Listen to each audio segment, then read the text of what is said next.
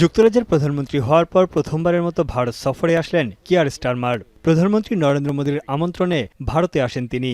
2 দিনের সফরের শেষ দিনে বাণিজ্যিক রাজধানী মুম্বাইয়ে ব্রিটিশ প্রধানমন্ত্রীকে স্বাগত জানান নরেন্দ্র মোদী। ব্যবসায়ী, উদ্যোক্তা, বিশ্ববিদ্যালয়ের উপাচার্য ও সাংস্কৃতিক অঙ্গনের শতাধিক প্রতিনিধি দল নিয়ে ভারতে আসলেন যুক্তরাজ্যের প্রধানমন্ত্রী কিয়ার স্টারমার।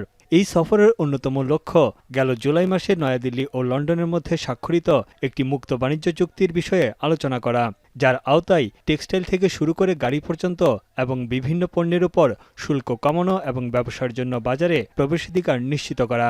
এছাড়া 2040 সালের মধ্যে দ্বিপাক্ষিক বাণিজ্য 34 বিলিয়ন মার্কিন ডলারে উন্নীত করা।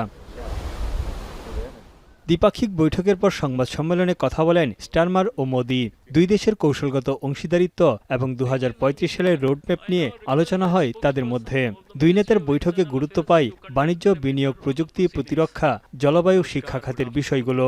এছাড়া ইন্দো প্রশান্ত মহাসাগরীয় অঞ্চলের নিরাপত্তা এবং রাশিয়া ইউক্রেন যুদ্ধ নিয়েও আলোচনা করেন 2 দেশের প্রধানমন্ত্রী। এদিকে ভারতে ব্রিটেনের 9টি বিশ্ববিদ্যালয় ক্যাম্পাস চালুর কথা জানিয়েছেন প্রধানমন্ত্রী নরেন্দ্র মোদী। যুক্তরাজ্যের সাউদাম্পটন বিশ্ববিদ্যালয়ের একটি ক্যাম্পাস এরই মধ্যে চালু আছে নয়াদিল্লিতে। শিক্ষা খাতের পাশাপাশি সামরিক খাতেও ভারতীয়দের পাশে থাকার আশ্বাস দিয়েছেন স্টারমার। ভারত যুক্তরাজ্য অংশীদারিত্ব বিশ্বাসযোগ্য ও সমান্তরাল ধারায় চলবে বলে প্রত্যাশা ব্যক্ত করেন 2 দেশের প্রধানমন্ত্রী।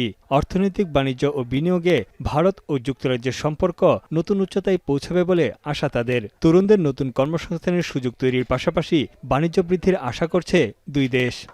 তানভীর চনি, এখন বিশ্ব।